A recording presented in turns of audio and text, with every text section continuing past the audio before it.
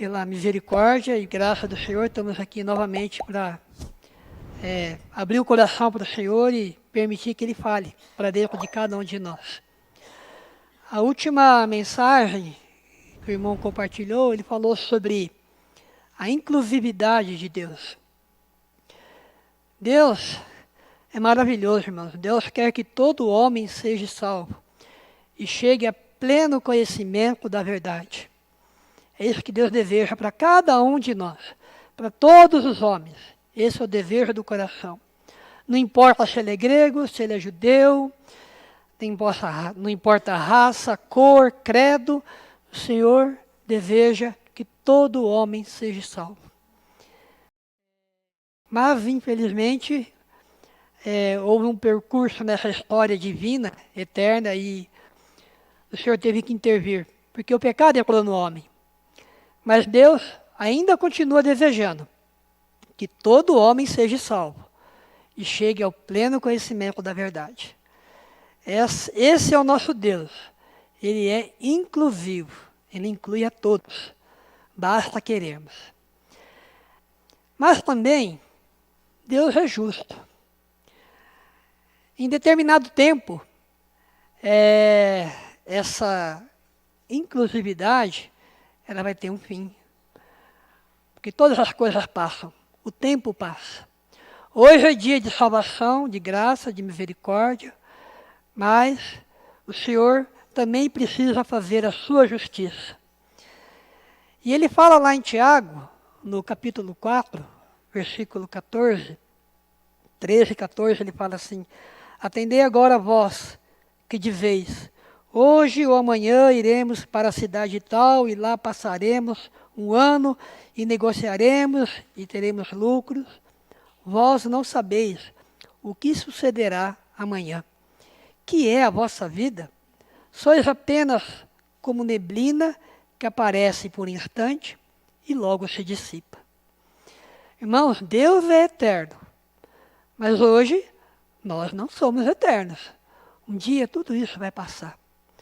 Um dia o Senhor vai chamar, vinde benditos, vinde a mim. Né? E nós poderemos desfrutar da eternidade. Mas hoje o Senhor está dando um alerta para nós. A vida humana, como nós conhecemos, ela é breve. E aí, essa semana, ouvindo alguns hinos, eu lembrei desse hino que nós cantamos, né? Do Salmo 39. Dá-me a conhecer, Senhor, qual a soma dos meus dias, para que eu reconheça a minha fragilidade. Deste aos meus dias o cumprimento de alguns palmos. O irmão já explicou, né, o que são esses palmos. Na verdade, todo homem, por mais firme que esteja, é pura vaidade. Com efeito, passa o homem como uma sombra, em vão se inquieta, amontoa tesouros e não sabe quem os levará. E eu, ó Senhor, que espero diante disso? Tu és a minha esperança. Essa semana eu estou quebrando um pouco o nosso ritmo de mensagens. A gente tem falado sobre a harmonia dos evangelhos, mas eu creio que isso tem a ver também com os evangelhos.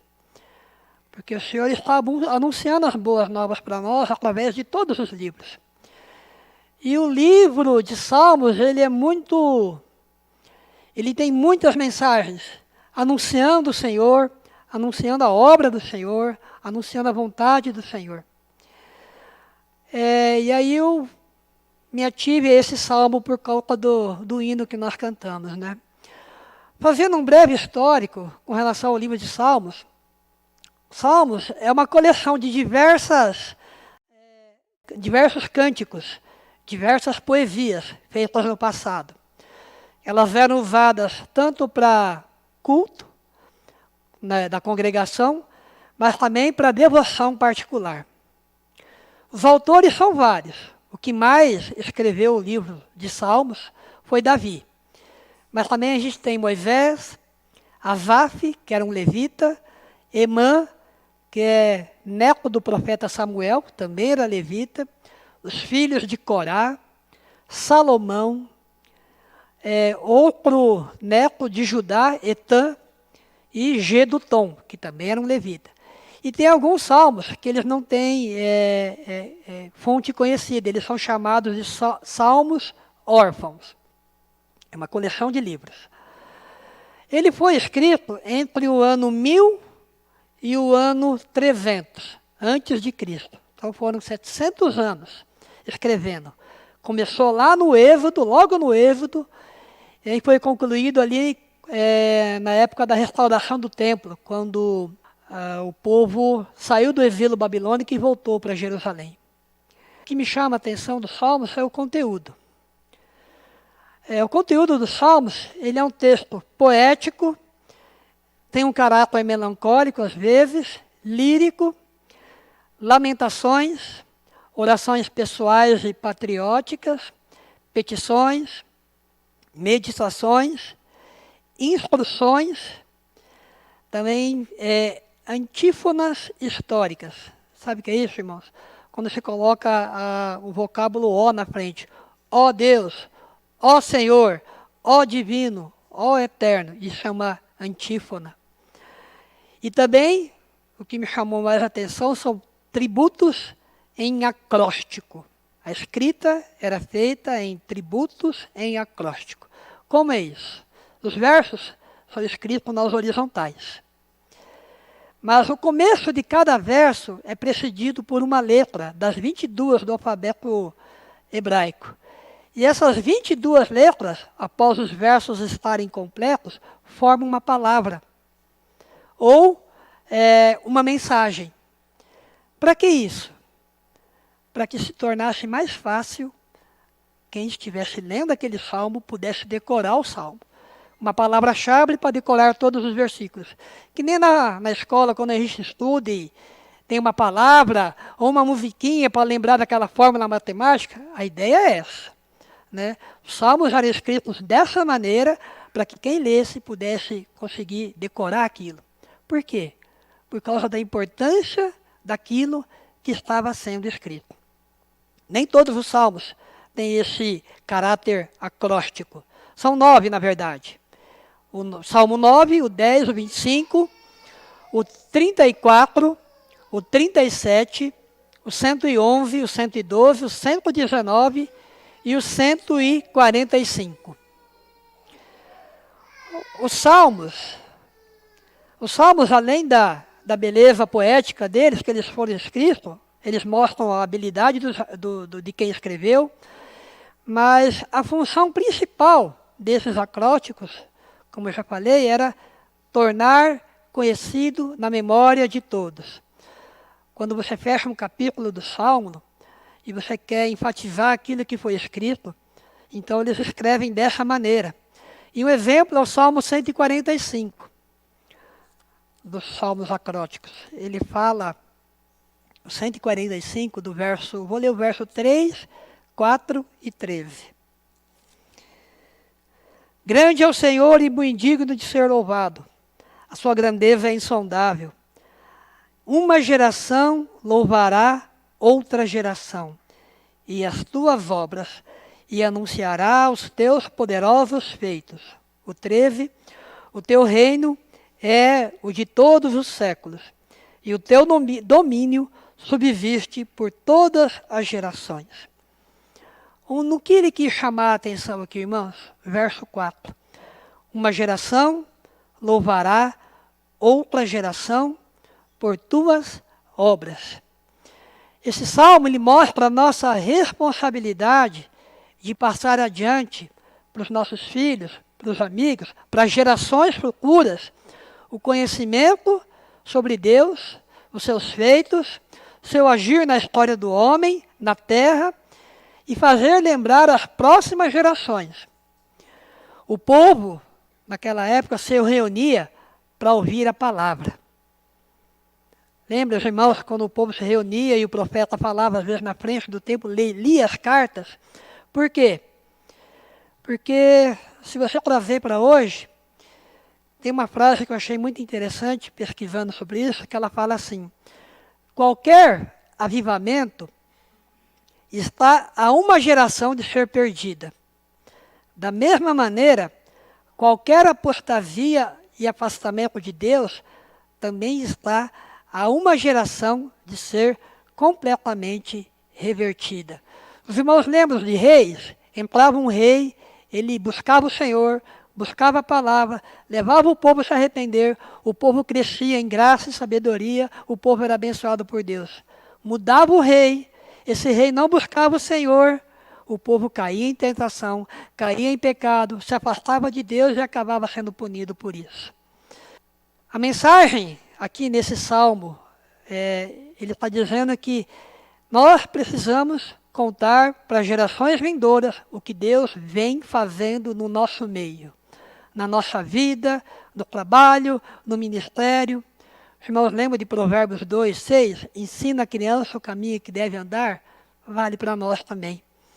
Resumindo, irmãos, o que o Salmo 145 está falando aqui precisamos anunciar as boas novas, até a volta do Senhor. Por que, então, eu escolhi o Salmo 39? Porque ele fala justamente a questão do tempo. O tempo é importante para nós, irmãos. O nosso maior problema como homem aqui na Terra, como ser humano, é o tempo, porque nós somos limitados por ele. Não tem nada mais poderoso na nossa vida do que o tempo. Salmo 39, ele fala: dá-me a conhecer, Senhor, o meu fim, e qual a soma dos meus dias, para que eu reconheça a minha fragilidade. Soma dos meus dias, tempo. Eu sempre achei que quando falasse em geração, mudou a geração. Eu cresci, vivi 70 anos, a próxima geração vai nascer, viver, mas não é isso, não são 70, 80 anos. Uma geração para outra, essa mudança ocorre em 20 anos, 30 no máximo, irmãos. Em 30 anos você tem uma diferença de geração. E hoje existem alguns estudos que hoje dizem que por causa da tecnologia, da informação, da velocidade que as informações chegam para nós, a geração está mudando a cada 10 anos. É muito rápido. Nós esquecemos das coisas do passado. Porque o tempo passa, irmãos, o tempo não para. Tempo. Como temos usado o nosso tempo? O tempo que o Senhor nos deu. Quando a gente reflete com relação ao tempo, em que situações a gente reflete com relação ao tempo? Que eventos nos levam a considerar o tempo, independente da correria? Quando a gente tem um problema de saúde, a nossa vida para. O tempo para nós. Quem está no hospital sabe que a vida para, os problemas acabam, o nosso foco ali é saúde, o tempo para. A morte, quando estamos no velório, a gente considera o tempo. Puxa vida, como o tempo passa rápido. Foi tão novo. Ou foi tão rápido. E aí guerras, fomes, epidemias. Tivemos a epidemia alguns anos atrás. A vida parou, o mundo parou. O tempo parou para a gente. Mas também tem coisas mais simples, né? Uma virada de ano. Como foi meu ano? Um aniversário. Nossa, cheguei no aniversário de novo. 60 anos. Todas essas coisas nos levam a pensar na brevidade do tempo. O tempo voa, nós estamos com dias contados. Davi tinha essa consciência. E Davi tinha consciência disso quando ele escreveu o Salmo. Salmo 39, ele nos leva a pensar e refletir sobre a brevidade da vida, a morte e a eternidade. Irmãos, eu acho que a palavra-chave aqui, as duas palavras-chave é pensar e refletir. Você vê a velocidade hoje que nós recebemos as informações. Você abre o celular, bloca a notícia de tudo quanto é lado, de tudo quanto é jeito. Você liga a TV, notícias, uma em cima da outra. Você não resolve uma, já tem mais duas, três. Informação. O que você faz com essas informações? Não dá tempo nem de parar, nem de pensar, nem de refletir. Por que temos que pensar, parar e refletir, irmãos? Para que nós não sejamos manipulados.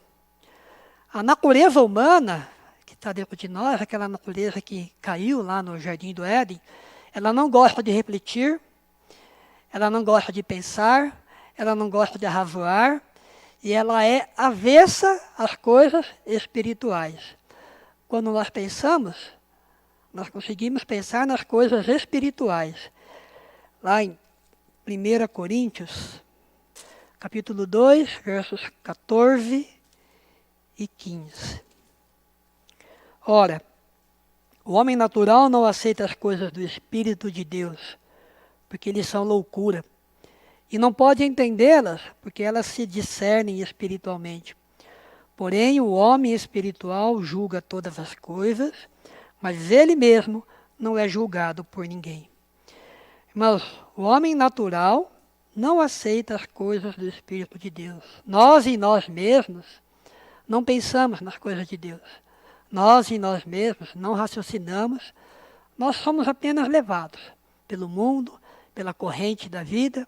Somos levados. Mas aqui fala que o homem espiritual julga e discerne todas as coisas. O que não nos leva a compreender as coisas espirituais?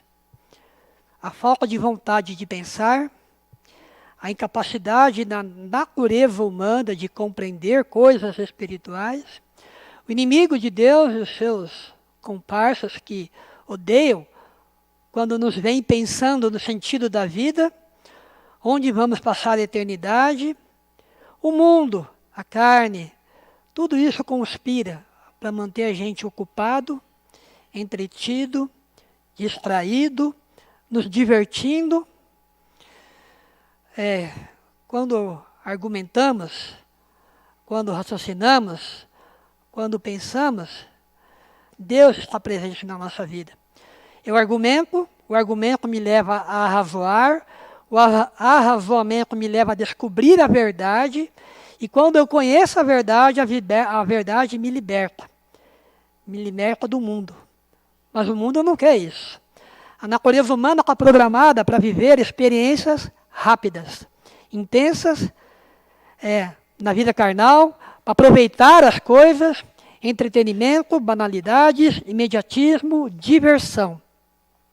É o que chama hoje divertimento pelo divertimento. Mas eu não estou falando aqui que nós não podemos divertir, eu não estou falando aqui que não podemos descansar, não é isso. Mas quando o foco é esse, isso pode causar problemas, sim. Interessante que a palavra divertir, no latim, divertere, tirar alguém para outro lado, distrair para tirar o foco. Tipo assim, não se preocupe, você tem tempo para pensar nisso depois. Agora, divirta-se. Entendeu? Esse é o foco. Não, hoje não, você está cansado. Não vou para a reunião, não vou ler a palavra, estou cansado, vou dormir, amanhã eu leio. Todos estamos cansados, todos estamos sobrecarregados. Mas nós não podemos nos acostumar com isso. E é isso que o Salmo 39 chama a nossa atenção. Porque quando pensamos assim, o tempo passa. O tempo passa. O Salmo 39 chama para pensar na brevidade da vida. O que vai acontecer quando a morte vier ou quando o Senhor voltar para me buscar. Como e onde estarei nesse dia? Interessante que esse salmo ele é uma canção, é um hino, né? E aqui fala, né, o mestre de canto, Gedetum, salmo de Davi. Salmo escreveu e pediu para esse Gedetum, que é um levita, para compor esse salmo, compor a música desse salmo, né? E quando ele compôs, na nossa Bíblia, na versão Almeida, revista atualizada, não tem, mas as mais antigas aparece, após o verso 5 e após o verso 11, um espaço escrito Selá, que quer dizer pausa. Então eles cantam do 1 ao 5, tem uma pausa. Cantam do 6 ao 11, tem uma pausa. Por quê? Para fazer a pessoa parar e pensar. Os instrumentos e as vozes param para refletir a última frase. Eu vou ler, mas na versão, nova versão transformada. Esses dois versículos. O verso 5 fala, a vida que me deste não é mais longa do que alguns palmos. Diante de ti, toda a minha existência não passa de ser um momento. Na verdade, o ser humano não passa de um sopro. E no verso 11, onde tem uma pausa, fala assim: quando nos disciplinas por nossos pecados, consomes como a traça o que é mais precioso em nós. O ser humano não passa de um sopro. A mesma frase. O ser humano não passa de um sopro. A vida, irmãos, ela passa como um sopro. Diante disso, como viver essa vida que é tão breve? Davi mostra a maneira nesse salmo. Do versículo 1 ao 3, se for fazer o resumo, Davi está falando: cuidado com as suas palavras, pois a boca fala do que o coração está cheio. Não desperdice as suas palavras, não desperdice a sua vida com palavras tolas. Do verso 4 ao verso 6, Davi está falando para nós considerarmos a brevidade da vida. Depois do 7 ao 11, Davi fala sobre confiar no Senhor. E no final, 12 ao 13, que é praticamente uma oração, ele fala para colocarmos os nossos olhos nos céus. Eu vou ler aqui, irmãos, nessa versão que eu falei, a nova versão transformada, e à medida que eu for lendo, eu vou explicando alguns pontos desse salmo. Do 1 ao 3 primeiro, Salmo 39. Disse comigo: tomarei cuidado com o que eu faço, e não pecarei no que eu digo. Ficarei calado enquanto os perversos estiverem perto. Mas enquanto eu estava em silêncio, sem falar sequer coisas boas, a angústia cresceu dentro em mim. Quanto mais eu pensava, mais ardia o meu coração, então decidi falar. Então, como eu falei aqui na primeira parte, Davi está falando: cuidado com as palavras. Quando ele fala no final do versículo 1, enquanto estiver o perverso perto, eu não vou falar. Por que ele fala isso? Porque mesmo na angústia, quando estamos passando por sofrimentos, se nós abrirmos a boca para reclamarmos ou para questionarmos o Senhor em voz alta, os ímpios vão vir. Eles vão usar essa oportunidade para fazer o quê? Para criticar ao Senhor e criticar a nós mesmos. Tá vendo? O seu Deus. Seu Deus não é aquele que morreu. Seu Deus não é aquele que morreu por você. Não é aquele que curou, que salvou, que limpou. Por que Ele não ajuda você? Quando nós falamos as coisas, irmãos, de qualquer maneira, sempre tem um ímpio para estar ouvindo e para fazer uma crítica. Mesmo quando eu estava em silêncio, sem falar coisas boas. Ou seja, às vezes, até coisas boas, nós precisamos cuidar para quem nós falamos, para quem nós contamos os nossos segredos. Porque o ímpio sempre está ali com uma flecha apontada para o nosso lado, para criticar, para falar mal da gente ou do próprio Senhor. Melhor o silêncio na presença do Senhor. Mas no final do 3 ele fala, não aguentando mais, já com toda aquela injustiça, Davi fala: então decidi falar. Davi estava mais: gente, quanta injustiça, eu não aguento mais isso, eu tenho que falar. Mas para quem ele falou? Verso 4. Mostra-me, Senhor. Ele não falou para quem estava perto dele, não falou para o pastor, não falou para o padre, ele falou para o Senhor, irmãos. O verso 4 a 6, ele fala assim: mostra-me, Senhor, como é breve o meu tempo na terra. Mostra-me que os meus dias estão contados e a minha vida é passageira. A vida que me deste não é mais longa do que alguns palmos, e diante de ti toda a minha existência não passa de um momento. Na verdade, o ser humano não passa de um sopro. Somos apenas sombras que se movem, as nossas inquietações não dão em nada. Acumulamos riquezas sem saber quem a gastará. Irmãos, quando ele abriu a boca para falar com o Senhor. Senhor, diante da brevidade, ele falou, eu não vou perder meu tempo falando com pessoas. Eu preciso falar com o Senhor.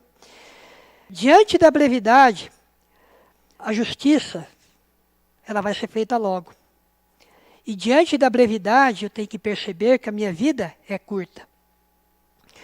E a vida que me deste, no versículo 5, fala que Davi reconhece que o meu tempo está estabelecido por Deus. Deus sabe o tempo que eu vou viver. Só Ele sabe. E ele fala que o ser humano não passa de um sopro. Verso 6, acumulamos riquezas sem saber quem as gastará.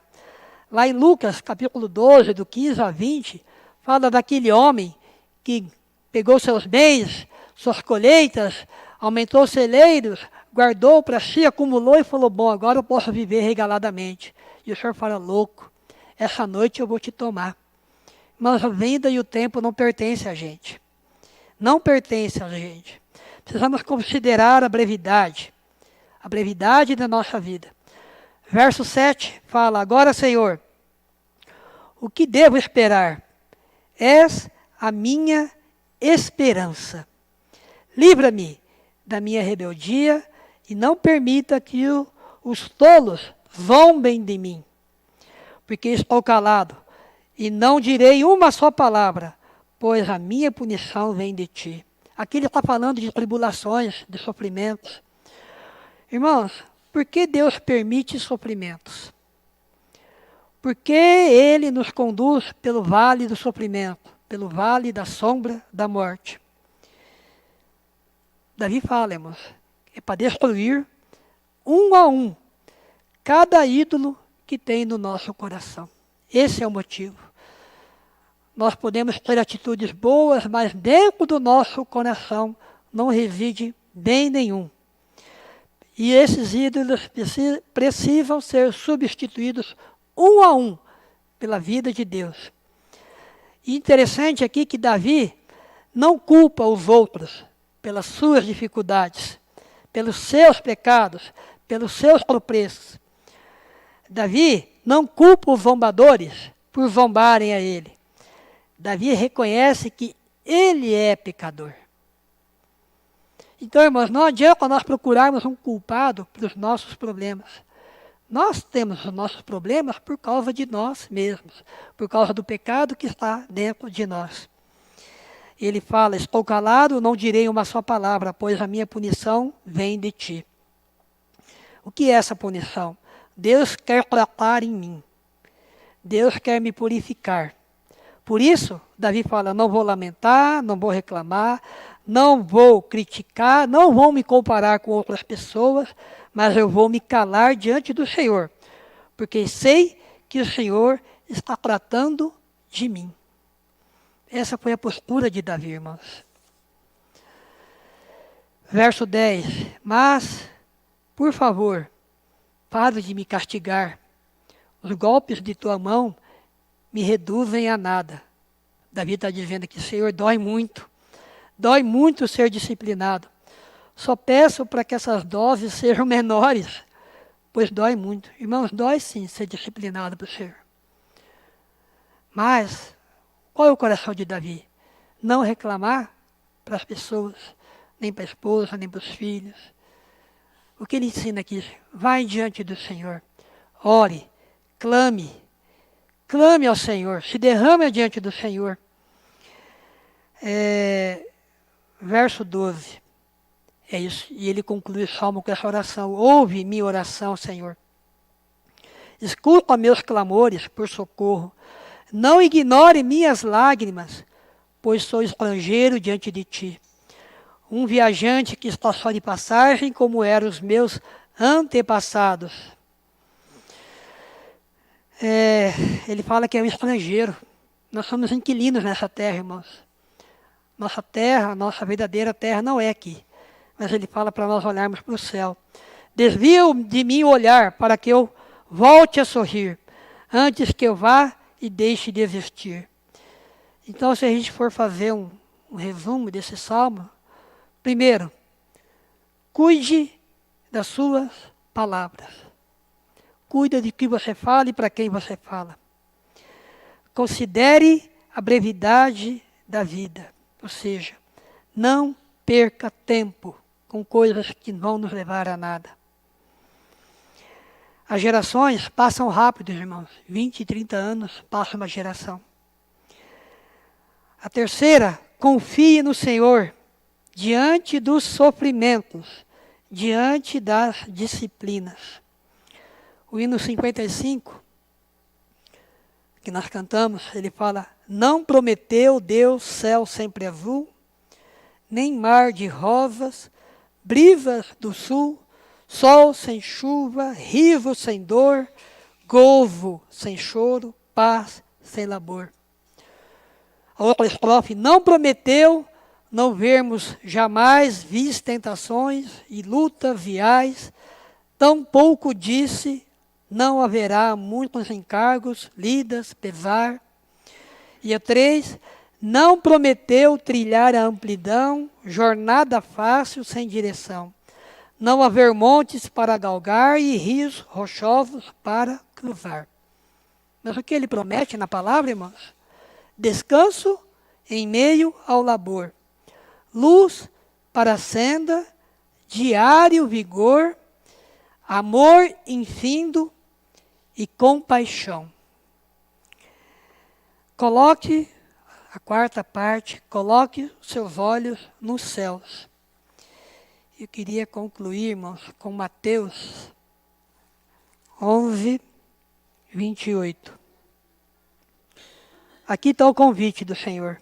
Vinde a mim, todos vós que estáis cansados e sobrecarregados, e eu vos aliviarei.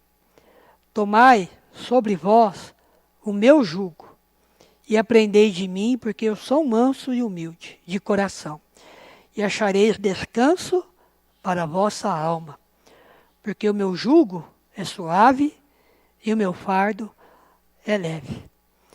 Que nós possamos estar olhando para os céus.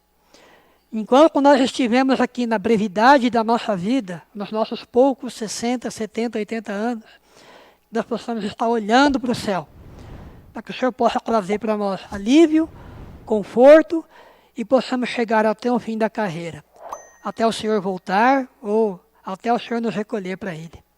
Jesus é o Senhor, irmãos.